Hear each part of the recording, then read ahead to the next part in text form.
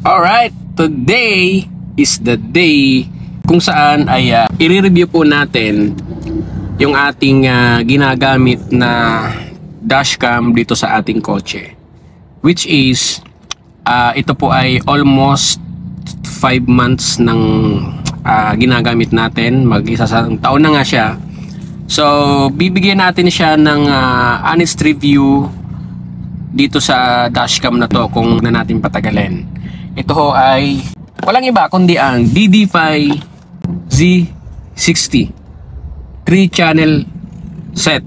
So meaning tatlo po ang camera, isa sa harap, isa sa likod, at saka dito sa loob ng ating kotse. So kitang kita ang nasa loob ng ating kotse. Reviewin natin yung mga specs nito kasi napakahalaga na malaman nyo kung ano yung mga nandito sa dashcam na to. Now, uunahan ko na kayo mga kaibigan dahil itong dashcam na to, to be fair lang, siguro itong dashcam na to ay hindi para sa lahat. Bakit ko nasabi? Uunahan ko na kayo kasi ang presyo nito ay talagang masasabi kong medyo malaki talaga, medyo mahal talaga. Pero kailangan yung tapusin ang video na to kung bakit ganon kaya expensive ang dashcam na to. Una, yung nabanggit ko sa inyo kanina, tatlo ang camera. So dahil tatlo ang camera ng dashcam na to, hindi maipagkakaila na napakalinaw ng dashcam na to. Dahil dyan sa front natin, ang dashcam natin na ginagamit dyan ay 4K resolution. So saan ka pa naman nakakita ng dashcam na ganun kalinaw? As in yung mga detalye sa kalsada, sa mga sasakyan, yung mga plate number, yung mga billboard, yung mga malilit na nakasulat yan ay kayang-kaya pong i-scan or basahin ng dashcam natin. Dito sa likod, ang resolution ng nasa likod na dashcam natin, yan, ay 1800p resolution. So malinaw pa rin, guys, malinaw pa rin, napakalinaw pa rin. And dito sa loob ng ating kotse, 2K resolution. So talagang malinaw po. Kitang-kita po ang mga detalye, kahit yung mga butas ng mukha natin kitang-kita. So kaya itong dashcam to ang pinili ko, guys, dahil para tayo naka 360 dashcam na, dahil nga tatlo yung camera natin. At ang kagandahan dito, guys, no, kapag gusto nyong i-transfer yung mga video, kasi automatic recorded po yung nangyayari. So napakabilis kasi meron siyang ultra turbo transfer kapag itinransfer nyo sa cellphone nyo. Kasi guys, meron tong application, yung dashcam na to ay ginagamitan natin siya ng app. So doon natin siya makikita, doon natin mag-view yung mga footage, yung mga kuha ng dashcam na to. Then ito pa matindi, guys, meron siyang tinatawag na Super Night Vision 2.0. Meaning kapag gabi, kahit sobrang dilim, kahit walang ilaw, ay kayang i-enhance ng dashcam na to.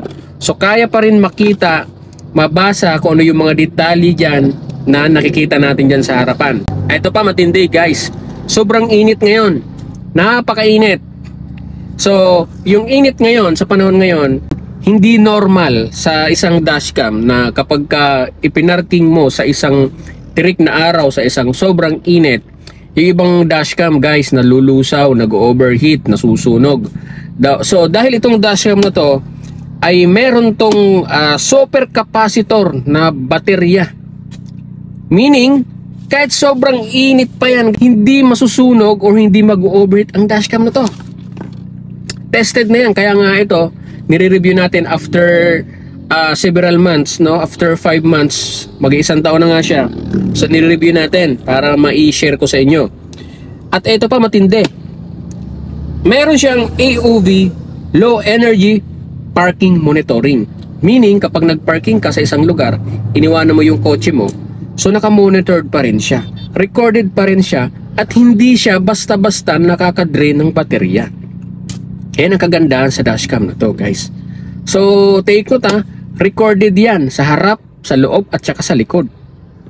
Ito pa, meron siyang built-in storage 32GB. So kahit hindi mo siya gamitan ng SD card, meron pa rin siyang built-in storage. Pero I suggest, syempre, mas magandang gumamit pa rin kayo ng external, no? Ito pa, meron siyang built-in GPS. So, kayang-kaya mong matrack ang kotse mo kahit saan siya mapunta. Kunwari, hiniram ng barkada mo, ng tropa mo, dinala kung saan lugar, pwede mo siyang matrack. Yan ang kagandaan sa dashcam na to. Ito pa, madaming features ang dashcam na to. Meron siyang multi-link recording system, meaning, kagaya na sinabi ko, sabay-sabay nagre-record ang dashcam natin. Sa harap, sa loob ng kotse, sa likod. At ito pa, meron siyang 4G connectivity.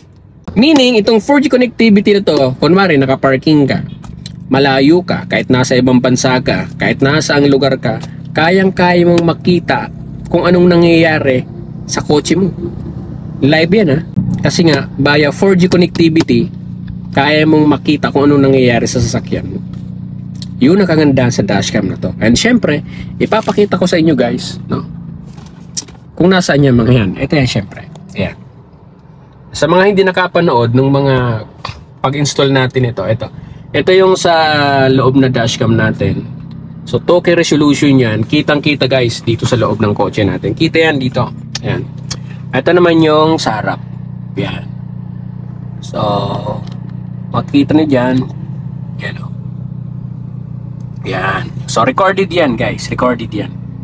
So, ito yung 4K resolution. Sobrang linaw yan. Then, yung sa likod natin, ayun naman. So, 1080p resolution yan. So, malinaw pa rin yan, guys. Napakalinaw. So, ang tanong, Sir Archie, paano ba install yan?